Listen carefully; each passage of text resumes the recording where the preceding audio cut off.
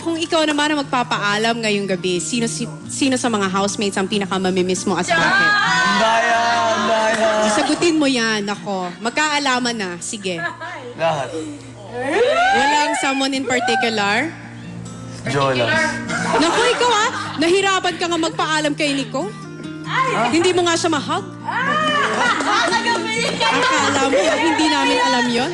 Nahihirapan ka mag-hug sa kanya. Kailan yun? Hindi ko For sure naman talaga mga housemates, kung sino man sa inyo ang lalabas ay tiyak ko na mamimiss ninyo. Kaya habang may panahon pa kayo, ay sulitin nyo ang isa't isa dahil isa sa inyo ngayong gabi ay tuluyan na nga mamamaalam. Okay? I will be back, housemates. Habang tinatapos ng mga housemates ang kanilang weekly task, napansin ni Nico na matamlay ang naminatong si Joseph. Di naman. Hi ka lang. Sakit ulo mo? Saka lang. Ano ba nararamdaman niya? Nanghihina. Sakit ulo. Nanghihina, masakit ulo. Pareho. Yosef.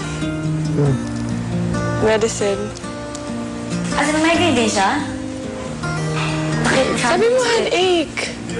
May feel ko may fever ako. Oh, inumin mo to. Mommy. My pills, mommy. Oh my God.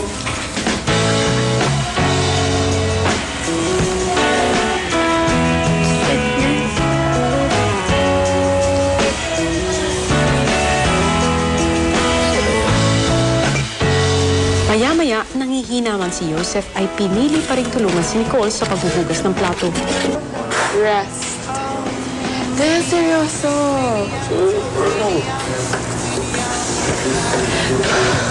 Yung kurikit mo sa mga pera mo ng Diyos. Dahil sabi ni Kuya kailan ka sabi niya sa akin,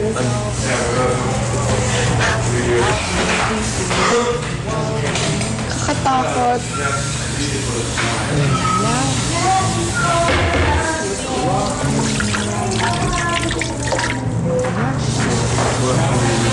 Let's hugas na natin ito together. Shut up. Take time to realize that you're worth it, crashing down on it.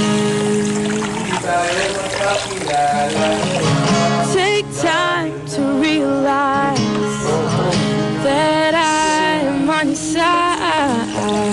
Tonight, Huwag kang mag-isip ng ano pa man. Ng ano pa na. Tiwala sa kanila yung kailangan.